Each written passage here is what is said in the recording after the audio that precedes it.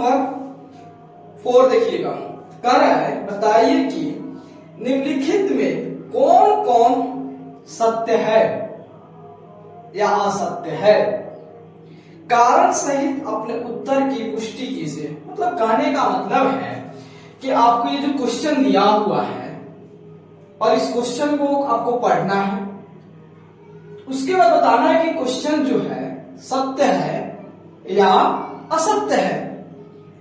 अगर ये क्वेश्चन जो होता है सत्य है तो क्यों सत्य है उसका एक्सप्लेनेशन देना है, अगर असत्य है तो क्यों असत्य है उसके बारे में बताइए। तो चलिए, तो पहला क्वेश्चन कहा है हमसे कि ये दिया है साइन ए प्लस बी जो है क्या इक्वल है साइन ए प्लस साइन बी।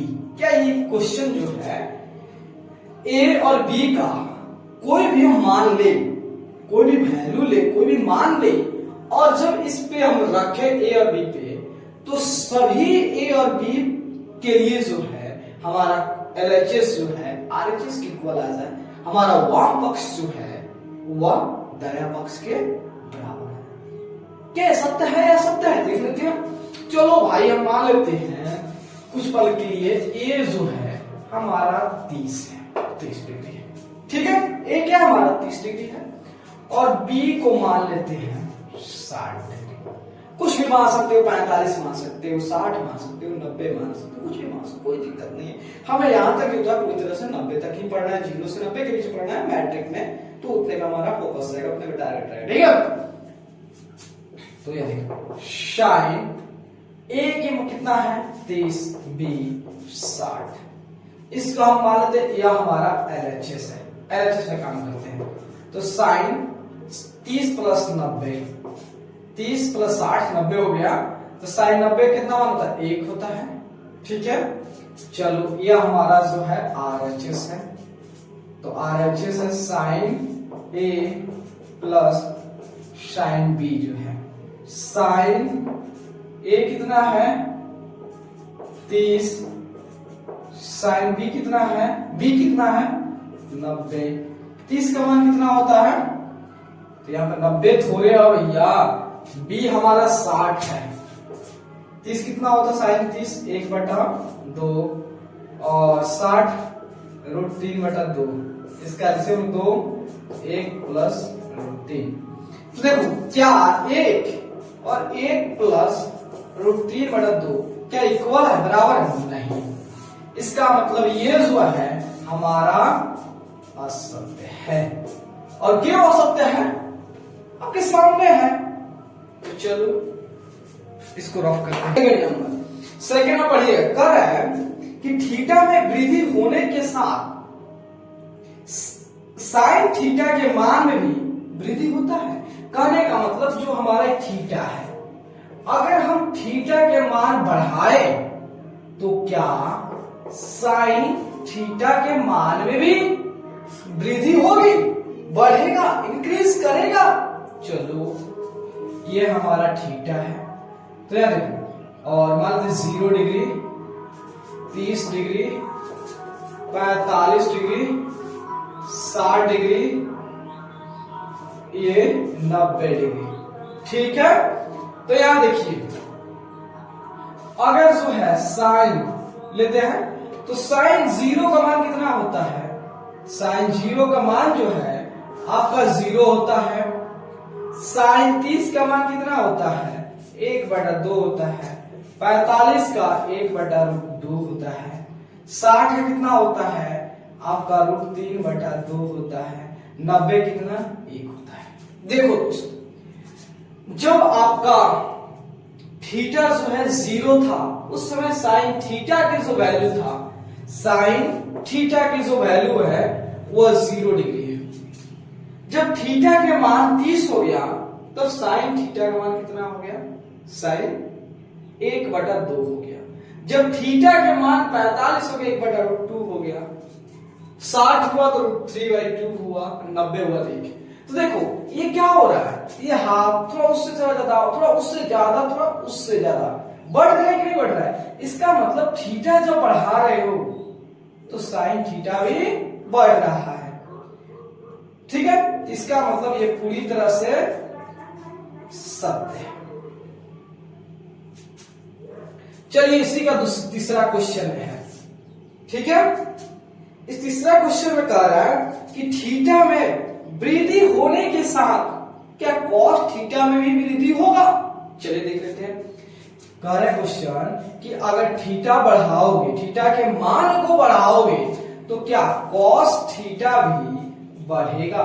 चलो इसको भी, तो हमारा थीटा तो 0 degree, 30 degree, 45 degree, 60 degree, 90 degree. ठीक है, तो कॉस थीटा देखो कॉस कितना होता है 1, 30 कितना होता है √3/2, 45 कितना होता है आपका 1/√2, 60 कितना होता है 1/2, 90 कॉस कितना होता है 1, 0 होता है। कॉस 90 कितना होता है 0 होता है। तो भाई एक बात बोलो, आप साइन थीटा के मान देखो, ये आपका आया है, ध्यान देना, और कॉस थीटा देखना, ये आपका आया हुआ। बस अब क्या हुआ, अगर आप इसको देखेंगे कि ये बढ़ रहा है तो देखिए आपका 1 यहां पे है तो ये 1 शुरू में है, √3/2 यहां पे आ गया, 1/2 यहां पे होगा, 1/2 यहां पे हो गया, 0 यहां पे। मतलब जो है ये बढ़ रहा है, क्या हो रहा है, घटते जा रहा है। लेकिन यह कह रहा है कि थीटा जो है, थीटा के मान में वृद्धि करने पे क्या कॉस थीटा मान बढ़ता है, नहीं। क्यों, आपके सामने प्रूफ है दोनों का। इसका मतलब ये असत्य है। चलिए इसको मिटाते हैं।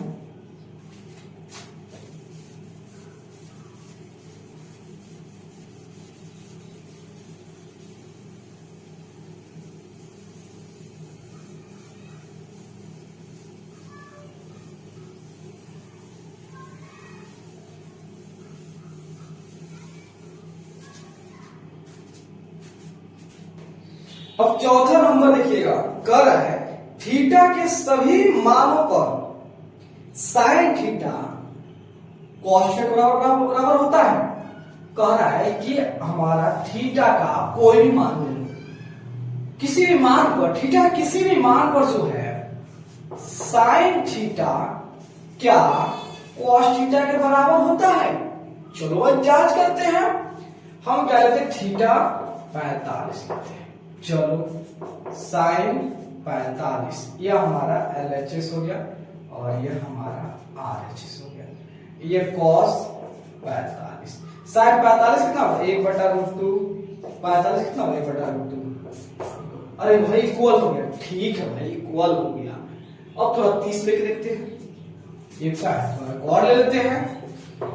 देखिए साइन 30, साइन 30 कितना होता है 1/2, कॉस 30, कॉस 30 कितना होता है आपका जो होता है √3/2। क्या 1/2 और √3/2 इक्वल है, नहीं। इसका मतलब है थीटा के कुछ मानों के लिए जो है साइन थीटा कॉस थीटा के बराबर होता है, लेकिन सभी मानों के लिए बराबर नहीं होता है। तो इसका मतलब यह असत्य है, समझे। अब देखिए, अब लास्ट क्वेश्चन 5 नंबर में कर ए हमारा 0 है, कर तो पर कॉट ए जो है परिभाषित नहीं है। देख लेते हैं, कह रहा है कि हमारा कॉट ए लिखा हुआ और कह रहा है यहां पे दिया कंडीशन ए 0 है।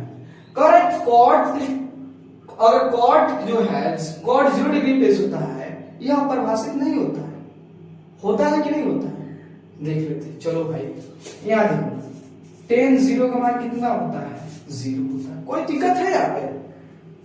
आप जानते हो दोस्त कि tan जो है, tan और cot एक दूसरे क्या है, उल्टा है।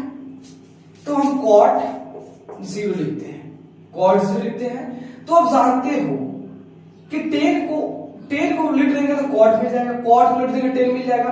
तो इसको p/q के रूप में लिख दीजिए। तो इसको भी उलट दो ना, अब भाई tan को उलटे तो cot मिला, तो इसको भी उलट दो ना, 1/0 मिला। आप सभी जानते हैं कि कोई भी परिमेय संख्या हो, कोई भी भिन्न हो, क्या उसका जो है हर कभी भी जीरो होता है? नहीं होता है। इसलिए जो होता है ये अपरिभाषित है, मतलब इसको परिभाषित नहीं किया जा सकता, इसको डिफाइंड नहीं किया जा सकता। इसका मतलब जितने पूरी तरह से ये सत्य है, मतलब ये कहा है cos 0 पे ये परिभाषित नहीं है। हाँ बिल्कुल, cos 0 पे परिभाषित नहीं है। तो दोस्त, अगर आपको वीडियो अच्छा लगे तो चैनल को लाइक, सब्सक्राइब और शेयर में कंजूसी मत करिए। ठीक है, थैंक यू वेरी मच।